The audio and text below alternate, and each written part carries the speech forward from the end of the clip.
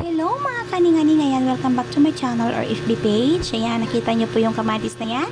Ayan, na-slice ko na po siya ng manipis. Ayan, naka-slice na rin po ako ng bawang sibuyas. Ayan, ginasa ko na ang ating bawang at sibuyas. Ayan, isunod na rin natin na igisa ang ating kamatis na na-slice ko na. Ayan, haluin lang natin.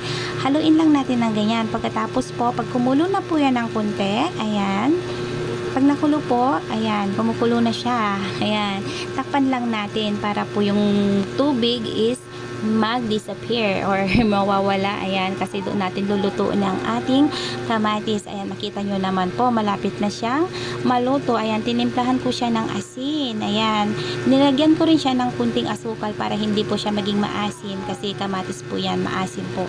Ayan, makikita nyo naman po ang kanyang texture. Ayan, medyo malambot na po siya. Ayan, nakita yung limang itlog na yan. Yan pong ilalagay natin dyan sa may kamatis kasi marami po yung kamatis na aking na-slice. Ayan po, ayan, nakikita nyo naman po. Ayan, o, diba? Durog na siya, para na siyang ketchup. Pero ilalagay natin dyan yung itlog. Sino pong nagluluto ng ganitong ulam? Ayan pong ulam natin, mga kaning-aning. Ayan, haluin lang natin, o, diba?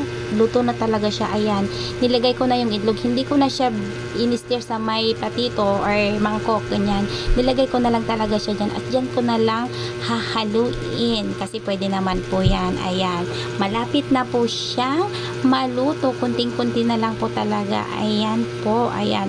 Haluin lang ng haluin hanggang maluto na yung itlog.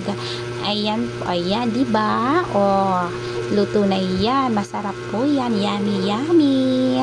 Ayan, thank you for watching. God bless. Bye.